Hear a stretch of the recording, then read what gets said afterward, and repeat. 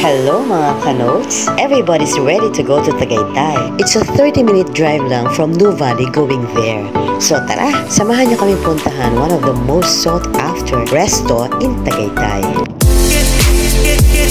Ito, Balay Dako, which means big house. Dati itong mansion turned into a restaurant.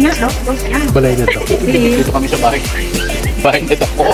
Balay Dako? Pabalik ko ulit. Pagpasok mo pa lang dito sa receiving area, makikita mo na napakaraming taong naghihintay. And even if you make reservations or call them online, maghihintay ka pa rin sa number na binigay sa'yo. Blockbuster? Blockbuster talaga. So habang naghihintay, baba muna tayo dito sa tinatawag nila silong.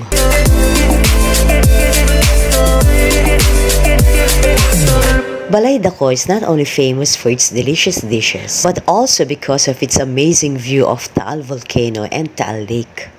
Guys, ice cream. Ano yan? Pancake?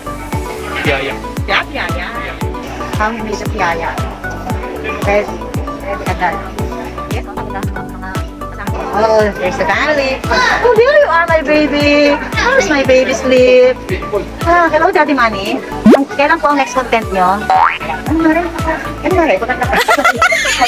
Maganda daw kami. Maganda nga. Filter. While waiting to be seated, daanan muna natin itong deli shop or pasalubong center sa may bandang kaliwa ng receiving area. They're selling freshly baked goods and pastries like piaya and otap, tatak ni Grense, Ilonggo Sprite. Sa wakas, tinawag na kami. Oh, at least nakaupo ka na pa. O, overlooking naman yung Taal. Look, oh, pati plato. Dako. So syempre, in-order namin ang ilan sa mga bestseller meals nila dito sa Balay Dako.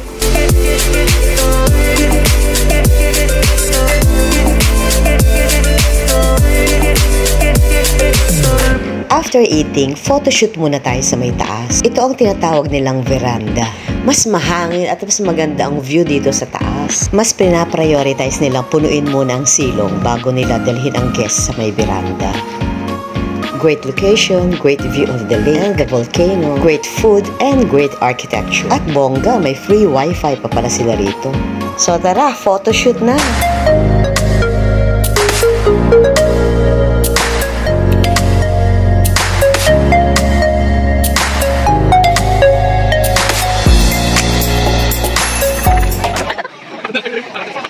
Makalimutan na yung pangalan eh. Ano? Balay Dako. Ah! Balay Dako.